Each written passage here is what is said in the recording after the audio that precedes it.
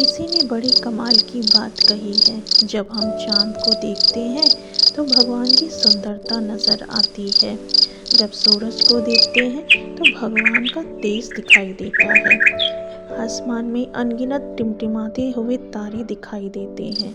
और जब आईने में खुद को देखते हैं तो भगवान की सबसे प्यारी चीज दिखाई देती है।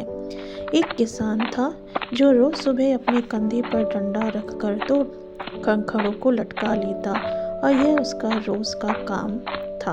अब बात यह थी कि वह दोनों घड़े काफी पुराने हो चुके थे और उनमें एक घड़ा फूट गया था। अब जब किसान पानी भरता तो उस फूटे घड़े से पानी रिसने लगता, जिससे दो घड़ा पानी की जगह डेढ़ घड़ा पानी ही रह जाता। किसान जब घर पहुंचता तो दो घड़े पानी की जगह सिर्फ डेढ़ घड़ा पानी ही घर पहुंच पाता। जो घड़ा सही था उसे इस बात पर बड़ा घमंड था।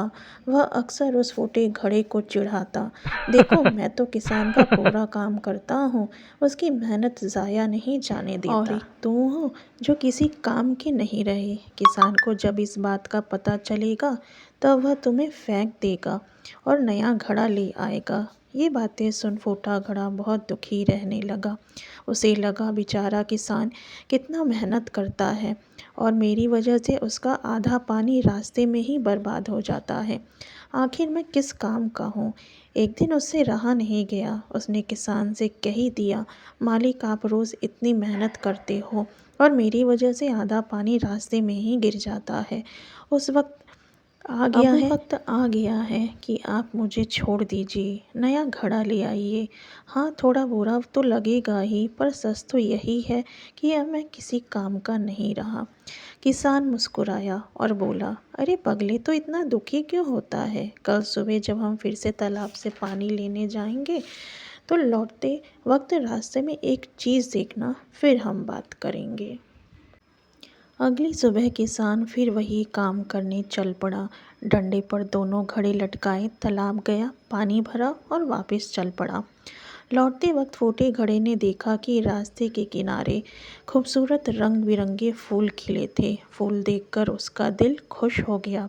थोड़ी देर के लिए उसकी उदासी भी दूर हो गई। घर पहुंचा, किसान ने घड़े से पूछा, कैसा लगा फूल?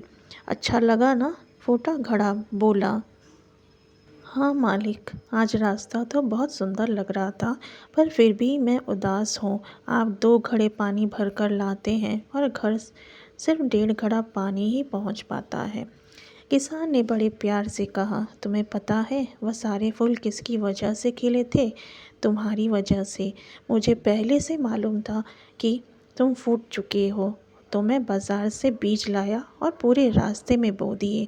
जिस तरह से तुम लटकते हो, जब भी तुमसे पानी रिसता वो बीज सींच जाते और धीरे धीरे वहाँ इतने सुंदर फूल उगाए।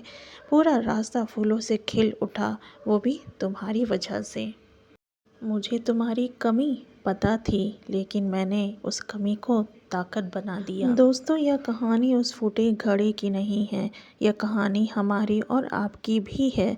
इस दुनिया में कोई पूर्ण नहीं है, कमियां सब में होती है, लेकिन हम अपनी कमियों पर काम करें, उसे अपनी ताकत बना लें, तो हमारी कीमत उस घड़े से भी कहीं ज़्यादा हो जाएगी। आपको ये कहानी पसंद आई हो तो सब्सक्राइब और लाइक ज़रूर करें।